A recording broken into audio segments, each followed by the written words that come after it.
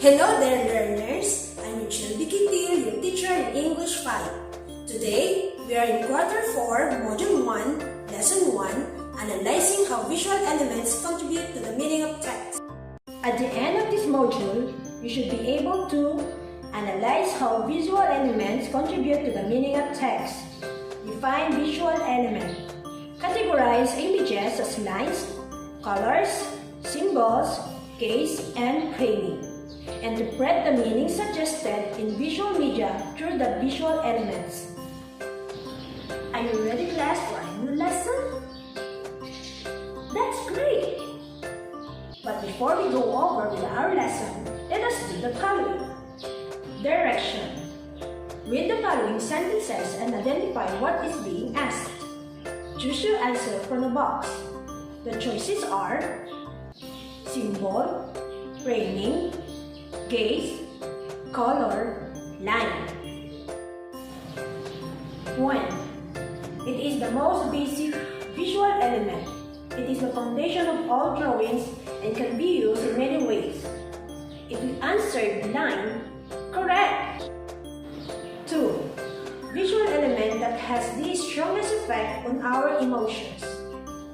If you answered color, you're right. 8.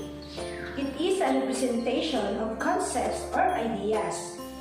It takes the form of words, sounds, gestures, ideas, or visual images that used to convey ideas and beliefs.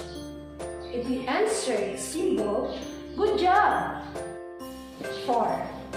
This refers to where the figure in the image is looking. It implies looking at someone through our form, set of beliefs, and values.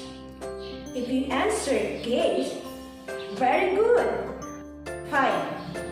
It deals with the proper placement of the subject with other images. If you answered framing, nice job! Take a look at the picture and read the poem entitled Balloons. Then answer the following questions. Balloons. Red and yellow, green and blue. Lighter than air, up they flew. Over the trees, across the lake. Upturned faces in their way. Someone points up towards the sky. No bigger than a pinprick.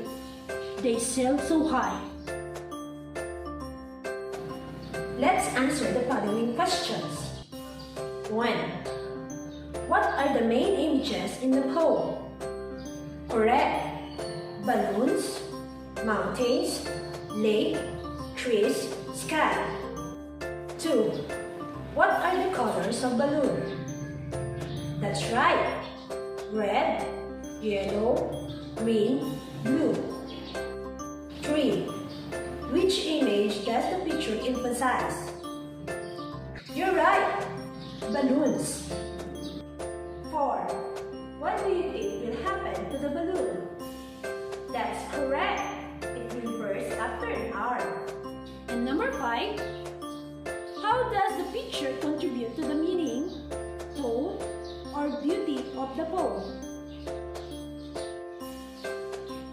Correct. Tone of the poem. In connection to our topic, we're starting to discuss visual media. What do you mean by visual media? Visual media refers to photos, paintings, videos, graphic organizers, symbols, and figures that we commonly see around us. It is often used as a learning aid, such as in presentations and discussions. The meaning behind this visual media can be interpreted in many ways. One is by focusing on the visual elements. There are different elements that make text come alive and contribute to the reader's understanding. Visual elements are included in the text to help the readers see what they are reading. These 5 main visual elements are lines, colors, symbols, gaze, and framing. Line is the most basic visual element. It It is the foundation of all drawings and can be used to create shapes, forms, and textures. It has 5 main types, namely vertical, horizontal, diagonal, zigzag, and curve. Vertical lines are straight up and down lines. They suggest height and strength because they are directed towards the sky and they seem unshaken. Look at the photo of a building. It has a lot of vertical lines and you can sense strength and height. Horizontal lines are straight lines that move from left to right or right to left. They suggest width, distance, calmness, or stability. Do you see the horizontal line that divides the sea and the sky in the picture? You're right, there is a width, distance, calmness, or stability between the sea and the sky. Diagonal lines are straight lines that slant in any direction. These lines suggest movement and lack of stability. Take a look at the picture of bent trees. They create diagonal lines that show movement. Zigzag lines are series of diagonal lines joined at ends. Looking at them give you a feeling of excitement, restlessness, or sometimes anxiety. Focus on the picture of the zigzag road.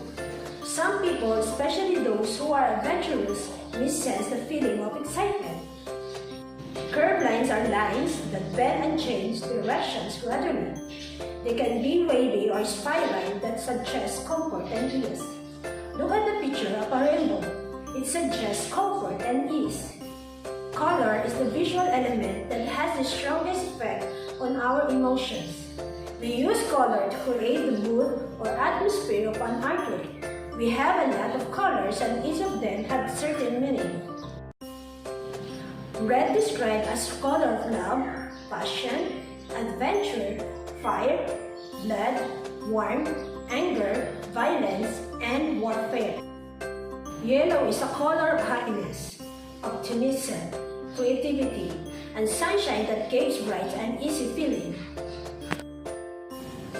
Green represents life, nature, freshness, new beginnings, hope, and growth, but sometimes it represents envy or jealousy. Blue means calmness, coolness, peaceful, wisdom, and heaven, but it is also associated with sadness.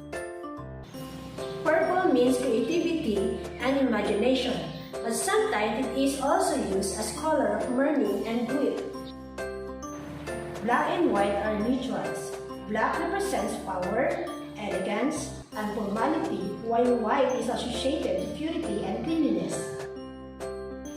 Symbols are representations of concepts or ideas. It takes the form of words, sounds, gestures, ideas, or visual images and are used to convey other ideas and beliefs. Through them, people find it easier to recognize, identify, or recall images than text. Look at the picture logo. Without even saying or writing in the name of it, you are familiar with this picture. It is Jollibee, the largest fast food chain brand in the Philippines. Gaze refers to where the figure in the image is looking. It implies looking at someone through our form, set of beliefs, and values. An example is the cat's gaze, which creates an offer encouraging us to look at the other cat. Framing deals with the proper placement of the subject with other images. This is the feature of visual elements to highlight the subject inside a particular frame. Look at the picture. You see that the surroundings used as a frame. The focus here is the man wearing shades.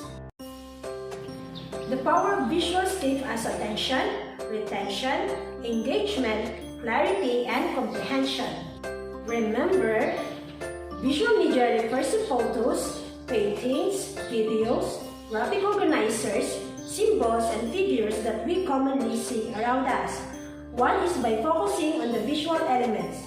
Visual elements are included in the text to help the readers see what they are reading. These 5 main visual elements are lines, colors, symbols, gaze, and framing. To test your understanding about our lesson, let's try this activity. Direction. Write the letter that corresponds to the meanings meanings suggested in each picture. 1. What does this picture mean? A. Height and growth. B. Movement and excitement. C. Distance and love. You are correct. The answer is letter A. 2. What does this picture mean? A. Purity and cleanliness. B. Sadness and lack of stability. C. Warfare and violence. You're right. The answer is letter C. 3. What does this picture mean? A. Calmness. B. Strength. C. Growth. You're correct. The answer is letter A. 4. What does this picture mean? A. Creativity. B. Movement. C. Distance. You're right. The answer is letter C. 5.